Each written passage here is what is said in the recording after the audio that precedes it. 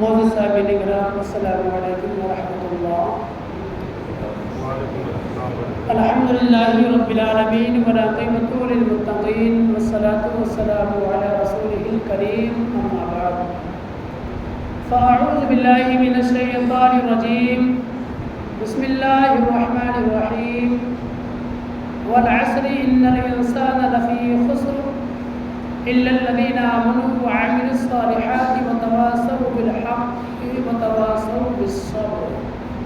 صدق الله مولانا العظيم وصدق رسوله النبي الأمين المعين المتين الكريم ونحن على ذلك لمن الشاهدين والشاكرين والحمد لله رب العالمين۔ خطبہ مسنونہ کے بعد ایک بہت ہی مشہور و معروف سورت کریمہ کو تلاوت کیا اور اپنے آپ کو مشرف کیا۔ اس کے متعلق میں کچھ عرض کروں، آپ حضرات سماعت کریں۔ ہم سب مل کر آقا کائنات مدنی تاجدار رحمت پروردگار حضور سرکار مدینہ سرور قلب سینہ صلی اللہ تعالی علیہ وسلم کی بارگاہ ناز میں محبتوں کا نذرانہ عقیدت پیش کریں اور پڑھے بآواز بلند اللہم صلی علی سیدنا و شفیعنا و حبیبنا و کریمنا و مولانا محمد وبارک وسلم وسلم علیہ صلاۃ و سلام علیک یا رسول اللہ صلی اللہ تعالی علیہ وآلہ وسلم۔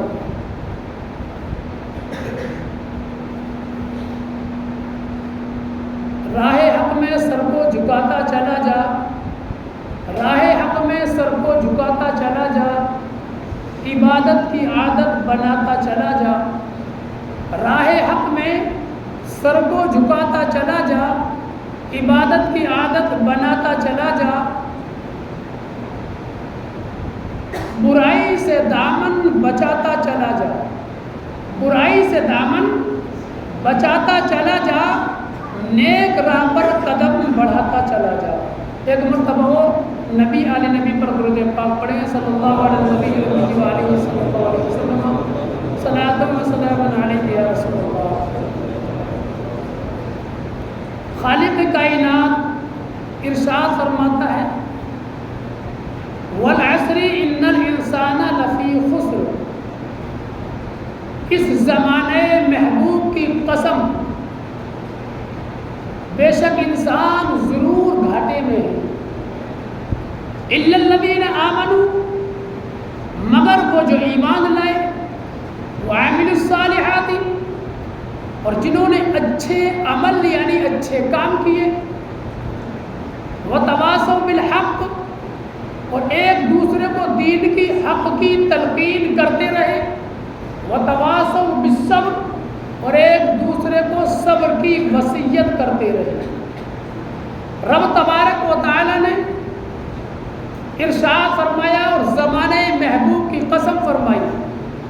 کئی قول ہیں مفسرین اکرام کے، لیکن میں اس ایک قول کو لیتا ہوں اور اپنی بات کو آگے لے کر چلتا ہوں۔ اللہ تبارک و تعالیٰ کا بڑا احسان عظیم ہے ہمارے اوپر کہ خالق کائنات نے ہمیں یہ ماہ مبارک رمضان جیسا برکتوں والا، عظمتوں والا، شان و شوکت والا مہینہ ہمیں عطا فرمایا، جس کی آج 29واں روزہ ہے، جمعۃ الوداع ہے۔ یہ ماہ مبارک آیا اور رخصت ہو چلا، بڑی برکتوں والا، بڑی عظمتوں والا، اپنے اندر اتنی رحمتوں کو سمیٹے ہوئے ہے کہ بڑے سے بڑے گناہگار کی بخشش کے لیے کافی ہے۔ لاکھوں کی بخشش روزانہ ہوتی ہے، شب قدر آتی ہے تو جتنی پہلے روز سے لے کر شب قدر تک بخشش ہوتی ہے، اتنی اکیلی شب قدر میں تمام گناہگاروں کی بخشش ہو جاتی ہے۔ اور علماء فرماتے ہیں کہ ماہ رمضان کی جو آخری رات آتی ہے تو جتنے خالق کائنات پہلے روز سے آخری روز تک گناہگاروں کی بخشش فرماتا ہے، علماء فرماتے ہیں آخری رات میں اتنے کہ سب کی ملا کر اللہ تبارک و تعالیٰ مغفرت فرما دیتا ہے۔ سبحان اللہ۔ جمعۃ الوداع بھی ہے انشاءاللہ۔ اگر چاند نظر آ گیا شام کو تو کل عید، نظر نہیں آیا تو پرسوں کو عید، 29واں روزہ ہے۔ رب کی بارگاہ میں دعا ہے کہ مولا ایسے انتظامات عطا فرمائے جو عید ایک ہو، کل کی ہو یا پرسوں کی ہو، عید ایک ہو۔ خالق کائنات موسم کو صاف رکھے پروردگار۔ تو رب تبارک و تعالی نے فرمایا والعصر، زمانے محبوب کی قسم۔ اب رب تبارک و تعالی نے قسم یاد فرمائی اس زمانے کی، اپنے حبیب کے زمانے کی، اس زمانے محبوب کی قسم۔ اب حضرات محترم، اگر میں کوئی بات کہوں آپ کو یقین نہیں آئے تو میں قسم کھاؤں گا اپنی بات کو یقین دلانے کے لیے، اپنی بات کو جو ہے وزنی کرنے کے لیے، اپنی بات کو دلیل بنانے کے لیے اور آپ کو یقین دلانے کے لیے میں قسم کھاؤں گا۔ اور قسم کھاؤں گا کس طریقے سے کہ میں اللہ کی قسم کھا کر کہتا ہوں جو میں کہہ رہا ہوں یہ سچ ہے، تو آپ لوگ سچ مان لیں گے۔ لیکن رب تبارک و تعالی جو بات کہے اس میں کوئی شک نہیں، میرا پروردگار جو فرما دے اس میں کوئی شک و شبہ کی گنجائش نہیں۔ اگر شک ہو گیا تو بندے کا ایمان گیا، اگر شبہ ہو گیا تو بندہ مسلمان تھا لیکن ایمان دل سے نکل گیا، کیونکہ رب کے فرمان میں شک اور شبہ کی کوئی گنجائش ہی نہیں ہے۔ رب تبارک و تعالی نے قرآن مقدس کی پہلی آیت کریمہ میں یہ وصیت کرتی لوگوں، اے ایمان والو یہ قرآن ہے، الف لام میم ذالک الکتاب لا ریب فیہ، یہ وہ کتاب ہے جس میں شک اور شبہ کی گنجائش ہی نہیں ہے۔ اے خالق کائنات، جب گنجائش ہی نہیں تیرے فرمان میں جو شک کیا جائے، جو شبہ کیا جائے، پھر اے پروردگار تو قسم یاد کیوں فرماتا ہے؟ قسم فرماتا ہے مجھے اس زمانے محبوب کی قسم، بے شک انسان ضرور نقصان میں ہے۔ اب حضرات محترم، کون نقصان میں ہے؟ انسان دنیا کے اندر آیا، ترقی کی طرف قدم بڑھانے لگا، کسی نے سوچا لاؤ عہدہ تلاش کر لو، عہدہ مل گیا، انسان نے سوچا میں کامیاب ہو گیا، لیکن قرآن کہتا ہے انسان تو نقصان میں ہے۔ انسان نے سوچا چلو دولت کماؤ، دولت مل جائے گی، میں کامیاب ہو جاؤں گا، انسان نے دولت کو کما لیا، پراپرٹی کا مالک ہو گیا، گاڑی اور بینک کا بیلنس کا مالک ہو گیا، انسان سمجھ رہا میں کامیاب ہو گیا، لیکن قرآن کہتا انسان بے شک تو ضرور نقصان میں ہے۔ حضرات محترم، انسان نے بہترین بلڈنگ بنا لی، بہترین مکانات بنائے، بہترین فیکٹریز تیار کر دی، بہترین فرمیں بنا لی، کاروبار چالو کر دیا، بہت لمبی چوڑی پراپرٹی بنا لی، انسان سمجھ رہا کہ میں کامیاب ہو گیا، لیکن رب فرماتا ہے بے شک انسان تو نقصان میں ہے۔ حضرات محترم، انسان نے حکومت تلاش کر لی، حکومت کا مالک بن گیا، عہدوں کا مالک بن گیا، اور انسان سمجھتا ہے اب میں حکمران بن گیا، اب میں عہدے کا مالک ہو گیا، پاور میرے ہاتھ میں ہے، حکومت میرے ہاتھ میں ہے، میرے ہاتھ میں طاقت ہے، پیسے کی بھی طاقت ہے، میرے ہاتھ میں ہر طرح کی طاقت ہے، اب میں کامیاب ہو گیا۔ لیکن میرا رب ارشاد فرماتا ہے انسان تو بے شک ضرور نقصان میں ہے۔ حضرات محترم، انسان کامیابی تلاش کرتا ہے، انسان کامیابی تلاش کرنے کے بعد میں سوچتا ہے چلو حضرات محترم کسی نے علم حاصل کیا اور علم حاصل کرنے کے بعد کوئی پروفیسر بن گیا، سمجھ رہا میں کامیاب ہو گیا، قرآن کہتا بے شک تو ضرور نقصان میں ہے۔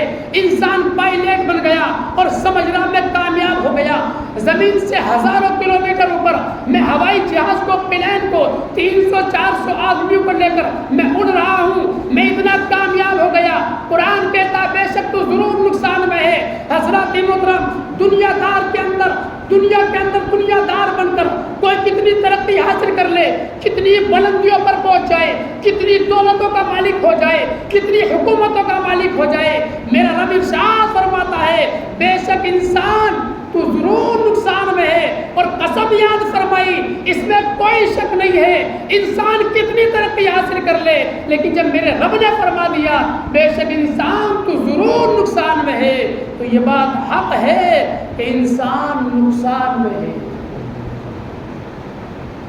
نقصان کیا ہے؟ رب فرماتا ہے اس میں قرآن پاک کے اندر میدان قیامت میں جو ایمان والے نہیں ہیں نہ ان سے دولت لے کر چھوڑا جائے گا، کچھ لے دے کر نہیں چھوڑا جائے گا. یہ دنیا ہے، کچھ لیا کچھ دیا، چھوٹ گئے.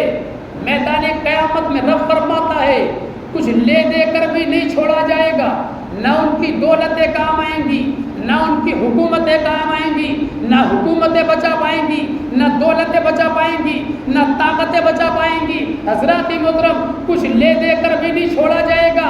اور رب فرماتا ہے کہ ان کے حق میں کسی کی سفارش بھی قبول نہیں کی جائے گی. تو بولو نقصان ہے کہ نہیں ہے؟ زندگی کا کوئی بھروسہ نہیں کہ سانس پر ختم ہو جائے. اصل زندگی اس زندگی کے بعد کی ہے. جس نے اس زندگی کو کامیاب بنا لیا وہ فائدے میں ہے. اب حضرات محترم آؤ ایمان والوں کی طرف. رب نے فرمایا والعصر ان الانسان لفی خسر الا الذین آمنوا، مگر جو ایمان لائے. ایمان والے کامیاب ہیں، لیکن خالص ایمان لانا کامیابی کی دلیل نہیں. ایمان لانا کامیابی کی دلیل نہیں. ایمان لانے کے بعد میں اچھے اعمال کی دلیل ہے. رب فرماتا ہے ایمان کے ساتھ میں جس کے پاس اچھے اعمال ہیں وہ بندہ کامیاب ہے. اور آگے بڑھیے حضرات محترم، رب نے فرمایا ایمان لانے کے بعد اچھے کام کرے. اب اچھے کام کیا ہیں؟ سب سے اچھے کام وہ ہیں جو رب نے ہمارے اوپر فرض فرمائے. سب سے اچھے کام وہ ہیں جو ایمان والوں پر رب تبارک و تعالی نے فرض کیا. کیا فرض کیا؟ 5 ٹائم کی نماز فرض فرمائی. اس سے اچھا کوئی کام نہیں. عبادتوں میں اس سے اچھی کوئی عبادت نہیں. رب کی بندگی کرنے میں اس سے اچھی بندگی کوئی نہیں. رب نے فرض فرما دیا تو کاموں میں ایمان لانے کے بعد نماز سے بہتر کوئی عبادت نہیں. رب تبارک و تعالی نے ایک ماہ مبارک رمضان المبارک کے روزے ہمارے اوپر فرض رکھے. ہم روزے رکھیں یہ ہماری کامیابی ہے. اور اگر ہم روزے نہیں رکھیں تو ہم نقصان میں ہیں. یہی اچھا کام ہے. اور نماز ادا کرنا، روزے رکھنا، صاحب نصاب زکوٰۃ ادا کرنا، صاحب استطاعت ہے حج ادا کرنا، والدین کی خدمت کرنا، پڑوسیوں کے حقوق ادا کرنا، رشتہ داروں کے حقوق ادا کرنا، یہ تمام اچھے کام ہیں. اللہ کی مخلوقات کی خدمت کرنا، خدمت خلق کرنا، یہ اچھے کام ہیں. اگر ایمان لانے کے بعد میں بندہ اچھے کام نہیں کرتا تو ایمان والا بھی کامیاب نہیں ہے، ایمان والا بھی نقصان میں ہے. اب میں پوچھنا چاہتا ہوں رمضان المبارک کا مہینہ آیا، مسجدوں کا جائزہ لیا جائے. جب مسجدوں کا جائزہ لیا جاتا ہے، نماز کے حضرات محترم رمضان المبارک کے اندر اضافہ ہو جاتا ہے، نمازی بڑھ جاتے ہیں. لیکن کتنے بڑھتے ہیں؟ کتنے؟ آج جمعہ ہے، جمعۃ الوداع ہے، 4 جمعے اور نکل گئے. میں یہاں کی بات نہیں کر رہا، میں پوری دنیا مذہب اسلام کی مسلمانوں کی بات کر رہا ہوں. پوری شہر دنیا کے اندر جو ہے مسجدوں کا جائزہ لیا جائے. کیا 5 وقت نماز میں پورے ٹوٹل مسلمان نماز میں آتے ہیں؟ رمضان میں 20% یا 15% نمازی ہوتے ہیں. رمضان المبارک جیسے مہینے میں بھی ہم 15 سے 20% نمازی ہوتے ہیں، باقی 80% غائب. رمضان کے اندر مہینے یعنی رمضان کے اندر جمعہ آیا، اس میں ہم 60-70% آ گئے، اس میں بھی 40 سے 30% غائب ہیں. آئی عید بقرعید، اس میں ہم 90-95% آ گئے، اس میں بھی 5% غائب ہیں. اب حضرات محترم عید کی نماز واجب ہے، اس میں 95% آ گئے. رمضان کے جمعے کی نماز بھی فرض ہے، اس میں ہم 60 یا 70% آ گئے. 5 وقت نماز بھی ہمارے اوپر فرض ہے، اس میں ہم 20 یا 15% آئے. باقی نماز مسلمان کہاں رہا؟ رمضان جیسے مہینے میں رمضان کے اندر نمازی مسلمان غائب تھا. اور پھر سمجھ رہا کہ میں کامیاب ہوں. تو کامیاب نہیں ہے. تیرا رب فرماتا ہے کہ تو نقصان میں ہے. تیری کامیابی اس میں نہیں کہ تو رمضان کے اندر نمازوں کو چھوڑے. تیری کامیابی اس میں نہیں کہ رمضان کے مہینے کے اندر تو روزوں کو چھوڑے. تیری کامیابی اس میں نہیں کہ رمضان کے مہینے میں تو چلتا پھرتا کھاتا پھرے. یہ تیری کامیابی نہیں ہے، یہ تیری بربادی ہے. اگر تیرے عمل یہی رہے تو ذلیل و خوار جیسی زندگی جیے گا. آج مسلمان ذلیل و خوار کی زندگی زندگی کیوں جی رہا ہے؟ ہماری مسجدیں ویران ہیں۔ مسلمان کا عجیب حال ہے، کسی نے کیا خوب کہا ہے کہ رمضان کا چاند نظر آتا ہے تو مسجدیں بھر جاتی ہیں، عید کا چاند نظر آتا ہے تو مسجدیں خالی ہو جاتی ہیں۔ یہ کیسا مسلمان ہے؟ ایک چاند دیکھتا ہے تو مسجد بھر دیتا ہے، دوسرا دیکھتا ہے تو خالی کر دیتا ہے۔ رب نے فرمایا بے شک انسان ضرور نقصان میں ہے۔ اور کون کون نقصان میں ہے؟ میرا خطاب میں مخاطب تمام دنیا کے مسلمانوں سے ہوں۔ نقصان کون کون میں ہے؟ کون کون نقصان میں ہے؟ عالم دین علم حاصل کر لے، عمل نہیں، نقصان میں ہے۔ حضرت امام محمد غزالی رحمۃ اللہ علیہ اسی آیت کریمہ کے تحت فرماتے ہیں تمام انسان مردہ ہیں، زندہ وہی ہے جو علم والا ہے۔ آپ فرماتے امام محمد غزالی رحمۃ اللہ علیہ فرماتے تمام انسان مردہ ہیں، زندہ وہ ہے جو علم والا ہے، اور فرماتے تمام علم والے سوئے ہوئے ہیں، جاگ وہی رہا ہے جو عمل والا ہے، اور فرماتے تمام عمل والے نقصان میں ہیں، فائدے میں صرف وہ ہے اخلاص والا۔ فرماتے ہیں کہ عمل کرنے کے بعد اگر اخلاص نہیں ہے تو وہ بھی نقصان میں ہے۔ اگر کوئی نمازی نماز پڑھ رہا ہے اور دوسرے کو بڑھتی کرا میں نمازی ہوں، اس کی نمازوں کا کوئی فائدہ نہیں، کیونکہ تجھے تکبر ہو گیا۔ اخلاص پیدا کر اپنی نماز کے اندر، رب کی رضا کے لیے نماز پڑھ رہا ہے۔ کوئی بندہ روزے رکھ رہا ہے اور دوسروں کو کہے کہ میں روزے رکھتا ہوں تو تکبر ہو گیا۔ اپنے رب کے لیے، رضا کے لیے رکھ۔ جب اخلاص ہوگا اس کے اندر، اور کیسا اخلاص؟ آؤ ہم نے اخلاص کو سمجھا نہیں۔ آیت کریمہ کے چوتھے حصے میں صبر کے بارے میں دیا، صبر کیا ہے انشاءاللہ میں عرض کروں گا۔ ہم نے نہ تو مذہب اسلام کو سمجھا ہے، نہ ہم نے صبر کو سمجھا ہے، نہ ہم نے اپنے حقوق کو سمجھا ہے کہ ہمارا حق کیا ہے۔ بے شک انسان ضرور نقصان میں ہے۔ اچھے اعمال والا وہ فائدے میں ہے، اچھا عمل نماز ہے، روزہ ہے، زکوٰۃ ہے۔ اور زکوٰۃ کیا ہے؟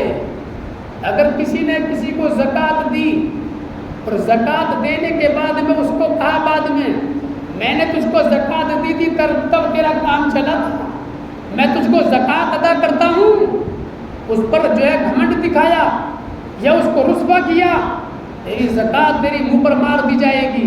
اخلاص پیدا کر، علماء فرماتی اخلاص پیدا کر۔ اخلاص کیا ہے؟ اخلاص یہ ہے کہ جو زکوٰۃ لینے کا حقدار ہے اس کو زکوٰۃ دے اور اس سے کہے تیرا احسان ہے کہ تو نے میری زکوٰۃ کو لے لیا، میرا مال پاک ہو گیا، تیرا احسان ہے مجھ پر کہ تو نے میری زکوٰۃ کو لے لیا، اور تمام زندگی تو اس کا احسان مان، اس کے اوپر احسان نہ جتلا بلکہ اس سے پیار کر کے تیری زکوٰۃ کو اس نے لے لیا۔ یہ اخلاص ہے۔ ہم نے اس کو الٹا کر دیا، ہم نے کسی کی اگر مدد کر دی تو اس کو اپنے احسان کو نیچے داب دیا۔ اور حضرات تو اچھے عمل اگر ایمان کے ساتھ نیک عمل ہے تو بندہ کامیاب ہے، اور اگر نیک عمل نہیں ہے، دامن میں نمازیں نہیں ہیں، دامن میں روزے نہیں ہیں، دامن میں زکوٰۃ نہیں ہے، دامن میں فطرات نہیں ہیں، دامن میں جو ہے وہ خدا کی مخلوق کی جو ہے خدمت نہیں ہے، والدین کی محبتیں نہیں ہیں، والدین کی خدمتیں نہیں ہیں، پڑوسیوں کے حقوق نہیں ہیں، رشتہ داروں کے حقوق نہیں ہیں، تو ہم نقصان میں ہیں، اور اتنے بڑے نقصان میں ہیں، اتنے بڑے نقصان میں ہیں کہ ہم اندازہ نہیں لگا سکتے۔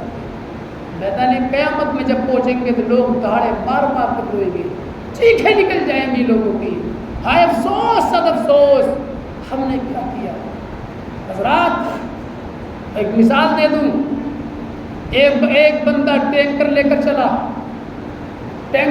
چلا کسی بھی چیز کا، مان لیجئے چاہے اس کے اندر پیٹرول ہو یا ڈیزل ہو یا دودھ ہو، ایک مثال دے رہا ہوں، ٹینکر لے کر جا رہا ہے اور مستی میں جا رہا ہے، سمجھ رہا میرا ٹینکر فل ہے، فل دودھ سے بھرا ہوا ہے، مستی میں جا رہا ہے، پیچھے سے نکس ہو گئی، اس کا دودھ نکلنا شروع ہو گیا، وہ سمجھ رہا ہے میرے پاس بہت دودھ ہے، بہت مال ہے، مال سمجھ رہا ہے میرے پاس گھنا مال ہے، ٹینکر بھرا ہوا ہے، لیکن اس میں سے تھوڑا تھوڑا نکل رہا ہے۔ حضرات محترم، کہنے والا کہہ رہا تو نقصان میں ہے، تیرا نقصان ہو رہا ہے، ارے نہیں گھنا مال ہے، ٹینکر بھرا ہوا ہے۔ کہنے والے نے پھر کہا ارے مڑ کر دیکھ لے، اس کو صحیح کر لے، اپنے مال کو بچا لے۔ کہا نہیں میرے پاس گھنا مال ہے، یہی کافی ہے، بہت ہے۔ آج بھی لوگ کیا کہتے ہیں، یہ لوگ تم ہی جنت میں چلے جانا، ہم جہنم میں ہی چلے جائیں۔ جہنم کو کیا سمجھا ہے؟ اگر اتنی ہمت ہے جہنم میں جانے کی تو ایک تلی جلا کر ذرا ہاتھ پہ لگا کر دیکھ لو، معلوم چل جائے گا جہنم میں جانے کی کیا خواہش ہے۔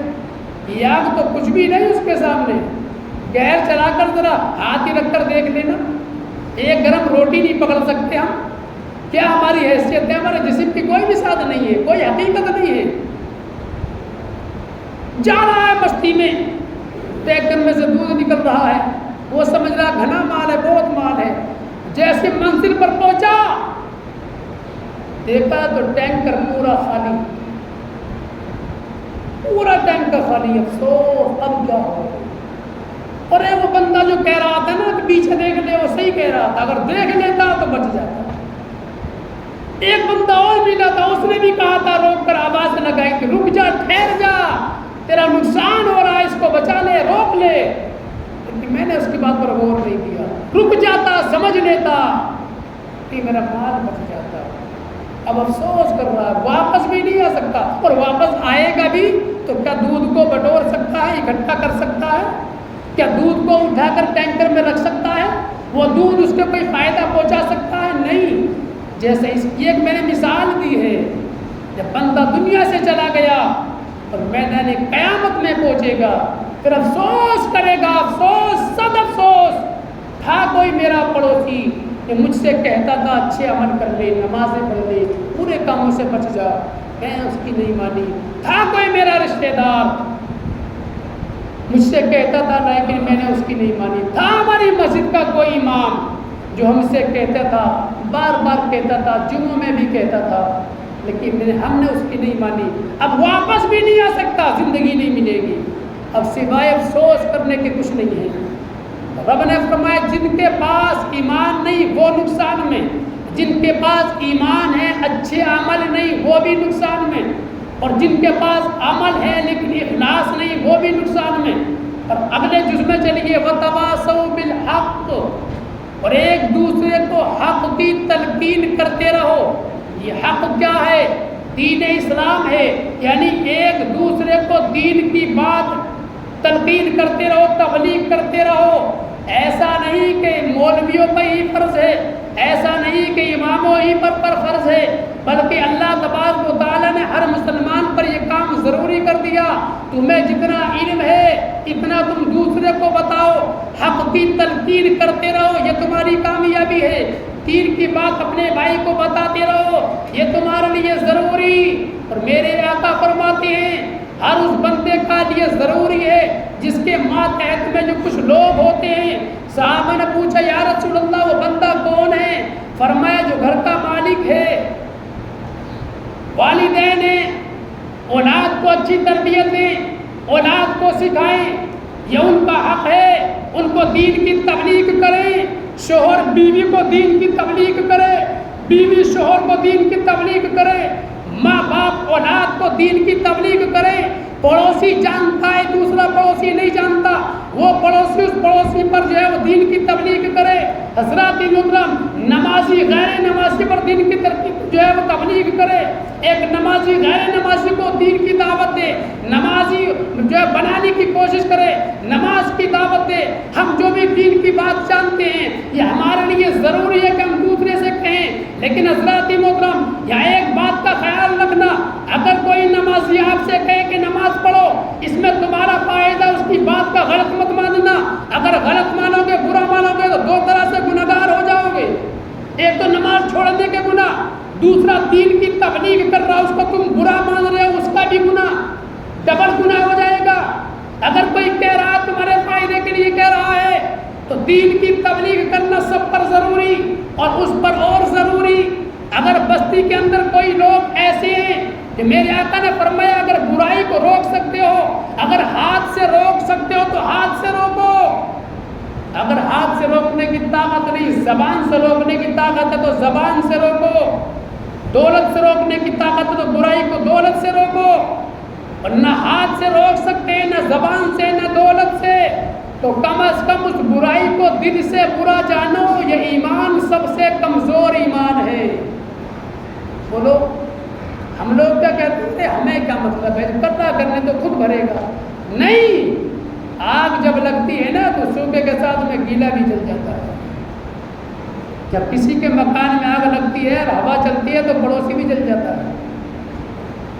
یہ مت سمجھو آپ کے اوپر یہ ضروری ہے اس کو روکنے کی کوشش کرو، لیکن ہے تو حالات ہی خراب ہیں، اللہ معاف کرے۔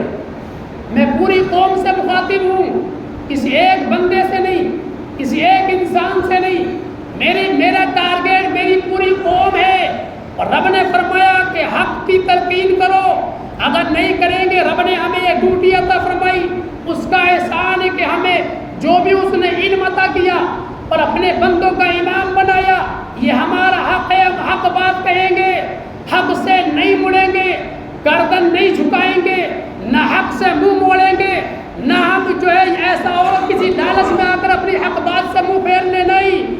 علماء کی دو قسمیں ہوں گی، علماء کی دو قسمیں ہوں گی، ایک علماء حق ہوں گے، ایک علماء سو ہوں گے۔ علماء حق وہ ہوں گے جو دین کے لیے، شریعت مصطفیٰ کے لیے گردنیں بھی کٹا دیں گے، مصطفیٰ جان رحمت کی شان و عظمت کے لیے، ان کی محبت کے لیے، ان کی شان و رسالت کے لیے اپنی گردنیں کٹا دیں گے۔ اور علماء حق وہ ہوں گے کہ کسی لالچ میں آ کر گردنیں جھکا دیں گے۔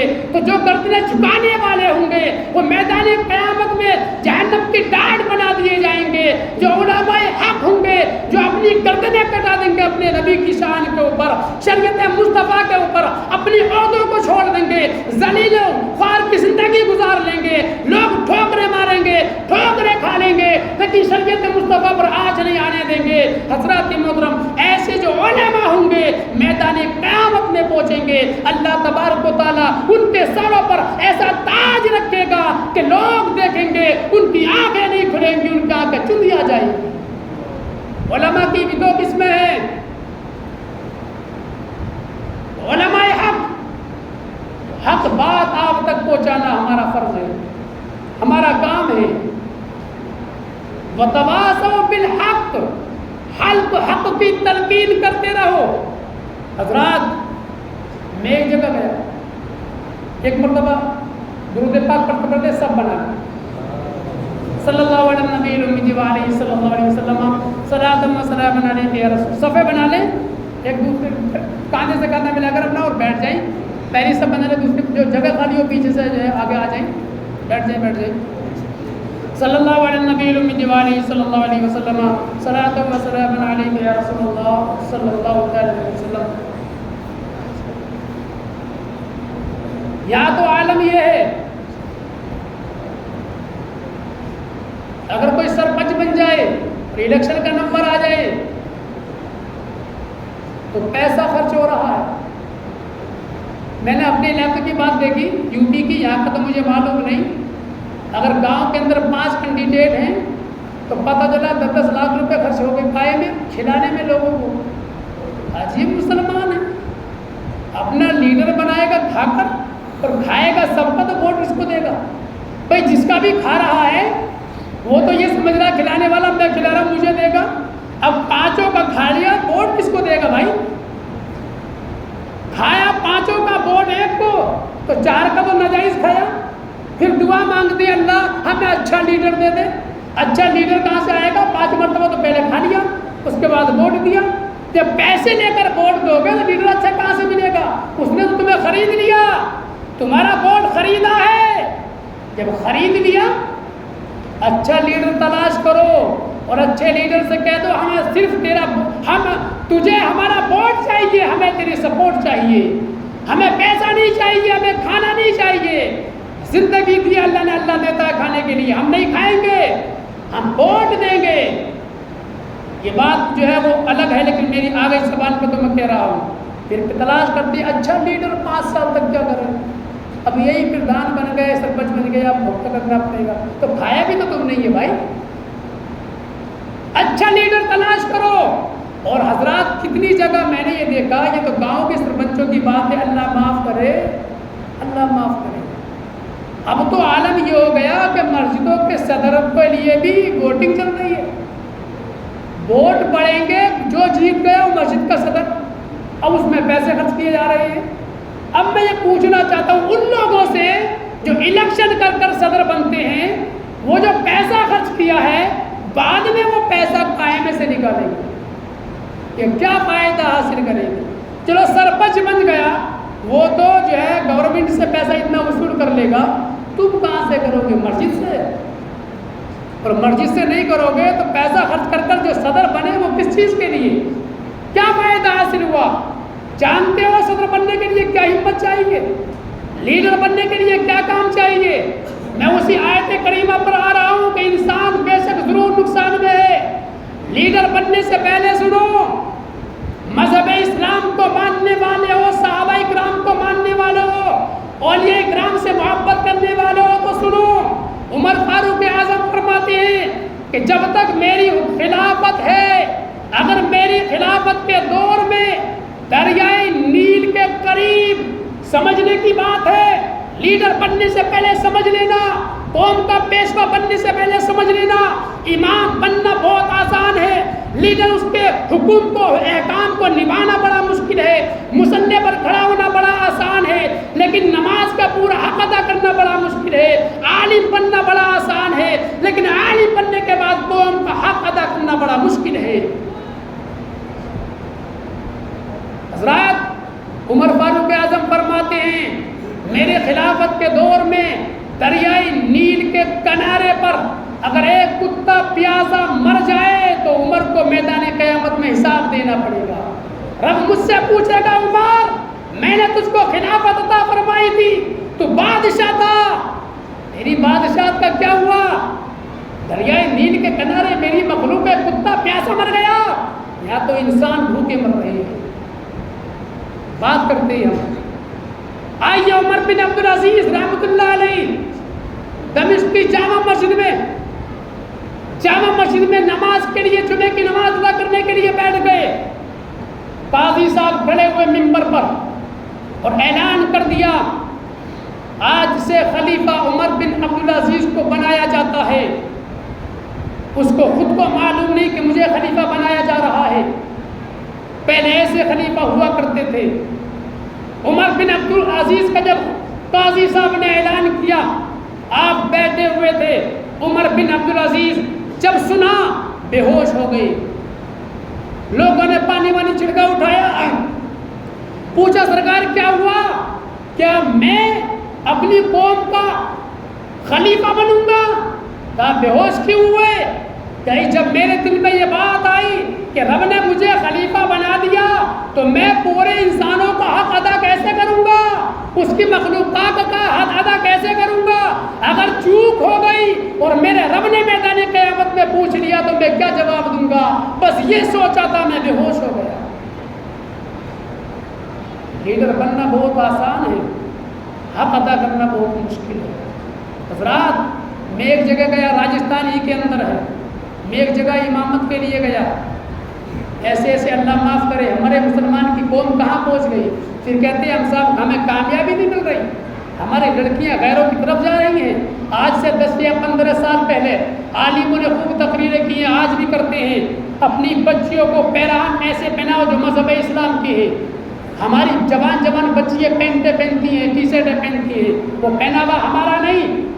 اور پھر کہتے ہیں حضرت ماڈرن زمانہ ہے، بی آئی بی لوگوں کا زمانہ ہے۔ یہ کیسی بی آئی بی ہو گیا بھائی؟ وہ عمل تم لے کر چلے، آج تمہاری لڑکیاں ہماری ماں اور بہنیں غیروں کے ساتھ چل رہی ہیں، آج ہمارے رونا آتا ہے۔ علماء کہتے کہتے گلے سوکھ گئے، لیکن ہماری قوم نہیں مانتی۔ ہماری بہن جوان، دوسرا جوان لڑکا ہاتھ میں ہاتھ گھر میں آئے، کون ہے دوست ہے؟ یہ کون سا طریقہ ہے بھائی؟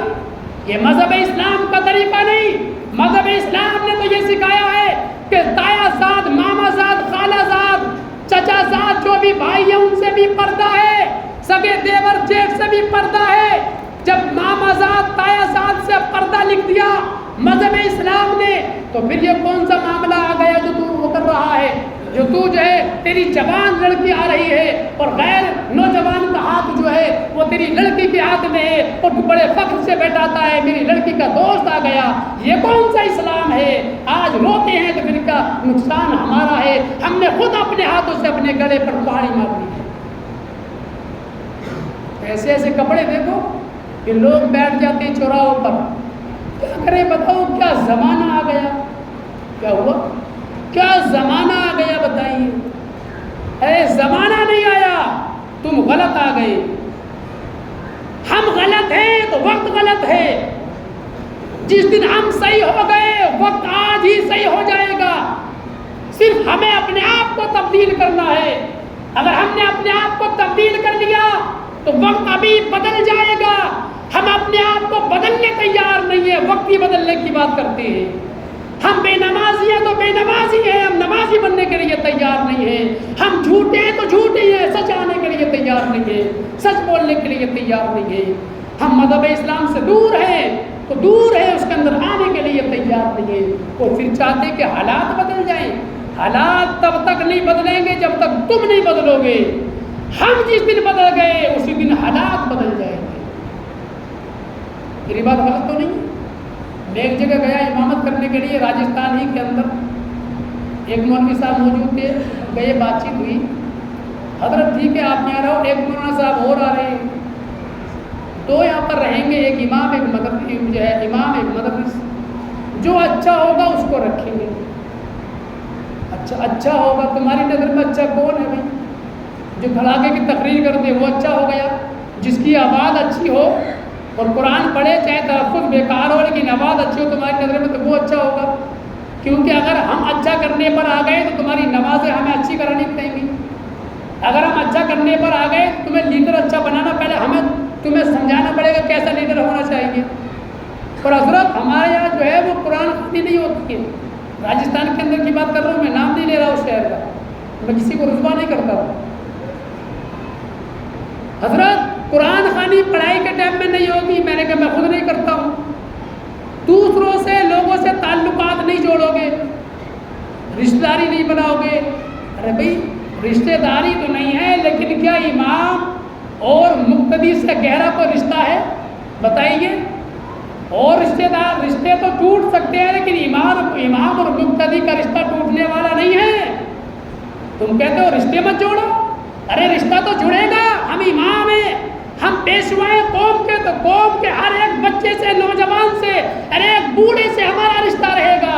تم رشتے توڑنے کی بات کرتے ہو کہ رشتہ مت جوڑنا، کسی سے دعا سلام مت رکھنا، تو کیا کریں کمرے میں اعتکاف میں بیٹھ جائیں؟ اور سنو حضرت، میں نے کیا بتائیں، قرآن خوانی کسی کے یہاں نہیں ہوگی، ہاں ہم جس کے کہتے ہیں اس کا قرآن خوانی کر دینا پڑھائی کے ٹائم میں بھی۔ میں نے کہا سنو میرا اصول ہے، اگر قرآن خوانی نہیں ہوگی تو نہیں ہوگی پڑھائی کے ٹائم میں، چاہے آپ ہو یا کوئی بھی ہو۔ کہا نہیں سا حضرت ہم کہیں گے تو کرنی پڑے گی۔ میں نے کہا میں امامت نہیں کروں، چھوڑ کر آ گیا۔ ایسے ایسے لوگ ہیں مسجدوں کے ہمارے متولی صدر بڑے بیٹھے، خود کی مرضی آئی امام کو جہاں چاہے بھیج دیں، خود کی مرضی آئی تو نہیں صاحب دعا سلام بھی نہیں کر سکتے۔ عجیب ڈرامہ بنا رکھا ہے، پھر کہتے ہیں ہم کامیاب نہیں۔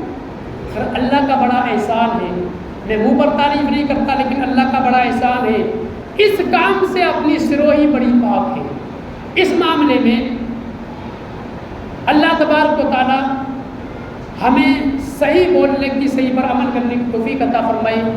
ہمیں جتنے بھی امام ہیں، مجھے 4 سال ہو گئے، ایک صاحب کو 21 سال ہو گئے، ایک صاحب کو 8-9 سال ہو گئے۔ 4 سال میں اپنی بات کر رہا ہوں کہ اللہ گواہ ہے، ابھی تک مجھے کسی بھی بندے کی زبان سے، کسی بھی اعتبار سے مجھے کوئی دکھ اور تکلیف نہیں پہنچا ہے۔ یہ بہت بڑی بات ہے، ورنہ 4 ہفتے نہیں گزرتے، امام پریشان رہتے ہیں، اور جس دن مسجد میں صدر یا متولی آ جائے امام بیچاروں کے کان کھڑے ہو جاتی ہیں بلا وجہ کی ٹینشن۔ لیکن اللہ کا احسان ہے، خدا گواہ کر کر کے میں کہہ رہا ہوں کہ سروئی کے اندر کسی بھی امام کو نہ کسی صدر سے نہ متولی سے اس بات کی کوئی ٹینشن، کوئی پریشانی، کوئی دقت کسی نمازی سے نہیں ہے، کسی بندے سے نہیں ہے۔ مجھے 4 سال ہو گئے، آج تک میرے دل کو کوئی دکھ، کوئی ٹھیس نہیں پہنچی ہے، اللہ گواہ ہے۔ یہ بہت بڑی چیز ہے، یہ چیز ہونی چاہیے ہماری بستیوں کے اندر۔ ارے امام وہ پھر ٹینشن میں پریشان، کیا بیچارہ نماز پڑھائے گا؟ اللہ معاف۔ جب تک وہ لیڈر ہمارے صحیح نہیں ہوں گے، لیڈری صحیح نہیں کریں گے، ہم کامیاب نہیں ہو سکتے، وہ بھی نقصان میں ہیں۔ حضرات، حضرت ابوبکر صدیق رضی اللہ تعالیٰ عنہ جب خلیفہ بنے، آپ نے رجسٹر اٹھایا، اور رجسٹر اٹھانے کے بعد کیا دیکھا؟ لوگ کون کس کی کفالت کر رہا ہے؟ بیوہ عورت ہے، چھوٹے چھوٹے بچے ہیں، دیکھا فلاں بیوہ عورت ہے، رجسٹر میں نام لکھا، فلاں بندہ اس کی کفالت کرے گا، یعنی اس کے گھر کا کام خرچ سارا وہ اٹھائے گا۔ ایک جگہ فلاں عورت ہے، اس کا شوہر بھی شہید ہو گیا، اس کی فلاں بندہ کفالت کرے گا، یعنی سارا خرچ وہ اٹھائے گا، سب رجسٹر میں نام لکھ رہے ہیں۔ حضرات محترم، ایک بوڑھی عورت ہے، اس کا نام لکھا لیکن اس کے آگے کسی کا نام نہیں لکھا، رجسٹر رکھ دیا۔ حضرات محترم، وقت کا خلیفہ ابو بکر صدیق رضی اللہ تعالیٰ عنہ، وہ ابو بکر صدیق جس کو جبرائیل خدا کا سلام لے کر آ جائیں، جس کی فرشتے بھی تعظیم کرتے ہوں، جو امت محمدیہ میں انبیاء اکرام کے بعد میں سب سے بڑا مرتبہ ہو، جس کی شان و شوکت کا عالم یہ ہو، جو اپنے کاندھے مبارک پر اپنے نبی پاک کو جو ہے وہ سواری کرے اور جو ہے غار ہرا تک لے کر جائے، اس کی شان کا کون اندازہ لگا سکتا ہے؟ لیکن رات کا عالم ہے۔ حضرات محترم، رات میں نکلتے ہیں، اس بیوہ عورت کے گھر جاتے ہیں، اس کے گھر میں جھاڑو لگاتے ہیں، پوچھا لگاتے ہیں، کھانا بناتے ہیں، اس کے برتن دھوتے ہیں، اس کو کھانا کھلاتے ہیں۔ حضرات محترم، چکی چلاتے ہیں، اس کا آٹا پیستے ہیں۔ وقت کا خلیفہ خدمت کر رہا بیوہ عورت کی، یہ عالم تھا ہمارے خلیفاؤں کا، ہم نے وہ کام چھوڑ دیا۔ آج تو عالم یہ ہے کہ اگر ہم کسی بیوہ عورت کو زکوٰۃ بھی دیتے ہیں، امداد بھی دیتے ہیں، تو کھڑے ہو جائیں گے، فوٹو کھنچوائیں گے، وائرل کر دیں گے۔ اس پردہ نشین ماں اور بہن کو ہم نے رسوا کر دیا اپنے فائدے کے لیے۔ یہ کوئی عمل نہیں ہے، عمل کرو تو ایسا کرو کہ صرف وہ کرانے والا جانے یا کرنے والا جانے، یہ تمہارا پروردگار جانے۔ راتوں کو خدمت کرتے ہیں۔ عمر فاروق اعظم نے وہ رجسٹر دیکھا یہ بیوہ عورت ہے، اس کے آگے کسی کا نام نہیں، شاید کوئی بندہ نہیں ملا، لاؤ چلو میں اس کی خدمت کرتا ہوں۔ رات میں چلے، اس کے گھر پہنچے، فجر کے وقت میں عمر فاروق اعظم، وہ عمر فاروق اعظم کہ جس راستے سے گزر جائے شیطان بھی اپنا راستہ چینج کر لیتا ہے۔ اس بوڑھی عورت کے گھر پہنچے، دروازے پر آواز لگائی، کہا کون؟ کہا آپ کا غلام۔ کہا میرا غلام تو ابھی گیا ہے کام کر کر۔ کہ آپ کے یہاں کوئی آتا ہے؟ کہ ہاں آتا ہے۔ کہ کون؟ کہ یہ تو معلوم نہیں، چہرے پر نقاب ہوتا ہے، لیکن بڑا پیارا آدمی ہے، بڑا اچھا اخلاق ہے، بڑی محبتوں سے کام کرتا ہے، چکی بھی پیستا ہے، آٹا پیستا ہے، چکی چلاتا ہے، گھر کا سارا کام کرتا ہے، برتن دھوتا ہے، کھانا بناتا ہے، مجھے کھلاتا پھر جاتا ہے۔ اچھا، عمر فاروق اعظم اگلے روز کو اور جلدی آ گئے، پھر پتہ چلا کہ وہ بندہ آیا تھا چلا گیا۔ اگلے روز کو اور جلدی آ کر راستے میں دروازے کے قریب بیٹھ گئے، دیکھوں گا کون بندہ آتا ہے۔ حضرت ابوبکر صدیق رضی اللہ تعالیٰ عنہ ننگے پیر آ رہے ہیں، دھیمے دھیمے قدم رکھ رہے ہیں۔ عمر فاروق اعظم نے دیکھا، اٹھ کر قریب گئے، کہا صدیق اکبر آپ کہاں تشریف لے کر جا رہے ہیں؟ کہا اس بیوہ عورت کے گھر پہ۔ کہا آپ جاتے ہو؟ کہ ہاں سرکار مجھے حکم دیتے تھے۔ کہا نہیں، میں دوسروں کو حکم دیتا کہ میرا رب مجھ سے پوچھ لیتا، اے ابوبکر تو خلیفہ بننے کے بعد دوسروں کو حکم کرتا رہا، تو نے کس کی خدمت کی؟ تو میں کیا جواب دوں؟ کہا سرکار ننگے پیر کیوں آ رہے ہو؟ کہا ننگے پیر اس کی 2 وجہ ہے۔ ایک وجہ تو یہ کہ میں ننگے پیر آؤں گا تو چپلوں کی آواز نہیں ہوگی، آواز نہیں ہوگی تو کوئی سنے گا نہیں، کوئی اٹھے گا نہیں، کوئی دیکھے گا نہیں، میں چھپا رہوں گا۔ دوسری بات یہ کہ کسی کی نیند میں خلل نہیں پڑے گا، اس لیے ننگے پیر آتا ہے۔ یہ ہمارے مسلمان لیڈروں کا عالم تھا۔ حضرات، تو اللہ فرماتا ہے اِلَّا الَّذِينَ آمَنُوا وَعَمِلُوا الصَّالِحَاتِ، وہ جو ایمان والے ہیں اور اچھے عمل ہے، وَتَوَاصَوْا بِالْحَقِّ، اور دین حق کی ایک دوسرے کو تلقین کرتے رہے، تبلیغ کرتے رہتے ہیں، وہ فائدے میں ہیں، وتواصوا بالصبر، اور ایک دوسرے کو صبر کی وصیت کرتے ہیں۔ انشاءاللہ صبر کیا ہے یہ میں آنے والے وقت میں یا پھر کبھی زندگی اگر باقی رہی تو میں عرض کروں گا۔ میرا عرض کرنا یہی ہے کہ میرے بھائیوں یہ زندگی بہت مختصر ہے، کامیابی تبھی ہے جب یہ زندگی اللہ کی بندگی میں گزرے۔ جتنا وقت اللہ کی بندگی میں گزر رہا ہے سمجھ لینا وہی اتنے وقت کی زندگی کامیاب ہے، اور جو ہم نے غیر کاموں میں گزار دی، گناہوں میں گزار دی، وہ ہماری زندگی کامیاب نہیں ہے میرے بھائی۔ رمضان کا مہینہ آیا، آج الوداع آ گیا، رمضان جدا ہو رہا ہے حضرات، رمضان نکل گیا، آنے والا رمضان نہ جانے کس کی زندگی میں آئے کہ نہیں آئے۔ جو بھی وقت ملے آپ کوشش یہ کرو کہ نیک عمل کرو۔ میرے بھائی یہ موت آنی ہے، مرنا ہے، اس میں کوئی شک نہیں۔ جب مرنا ہی ہے تو ایمان پر خاتمے کی دعا کرو، ایمان کے ساتھ مرو، نیک اعمال کرتے رہو، نہ جانے کس وقت میں موت آ جائے۔ حضرات زندگی کا کوئی بھروسہ نہیں، زندگی کا کوئی بھروسہ نہیں میرے بھائیوں۔ میں آپ کا اپنا ہوں، اگر میں آپ کو نہیں کہوں گا تو کون کہے گا؟ اگر یہ حق باتیں ہم نہیں کہیں گے تو کون کہے گا؟ اگر غلط راستے سے ہم نہیں روکیں گے آپ کو تو کون روکے گا؟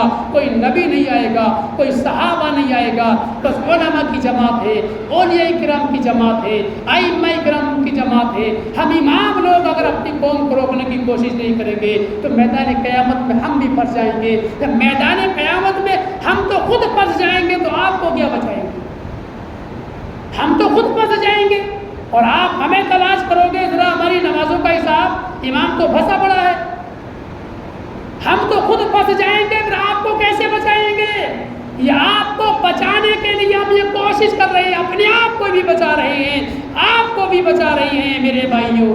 اگر کوئی میری بات کسی کے دل پر لگی ہو، میں نے کسی کو ٹارگیٹ نہیں بنایا، پوری دنیا کے مسلمانوں سے میں مخاطب ہوں، اور حضرات محترم پوری قوم مسلم کے لیے میرا ایک پیغام ہے کہ اچھے عمل کرو۔ ایمان کی دولت اللہ نے تمہیں عطا فرمائی، مسلمان کے گھر تمہیں پیدا فرما دیا، اسلام کی گود میں تم نے آنکھ کھولی، اسلام کی گود میں تم نے چلنا سیکھا، اسلام کی گود میں تم نے بولنا سیکھا، تو مذہب اسلام کو سیکھ لو کہ مذہب اسلام ہمیں سکھاتا کیا ہے۔ مذہب اسلام بڑا پیارا ہے، یہ امن و شانتی کا پیغام دیتا ہے، محبتوں کا پیغام دیتا ہے، عقیدتوں کا پیغام دیتا ہے۔ اللہ تبارک و تعالی ہم تمام مسلمانوں کو نیک عمل کرنے کی توفیق عطا فرمائے۔ جو کچھ میں نے کہا جو غلط ہے خدا معاف فرمائے۔ استغفر اللہ ربی من کل ذنب واتوب الیہ، وآخر دعوانا ان الحمد للہ رب العالمین۔ السلام علیکم ورحمۃ اللہ۔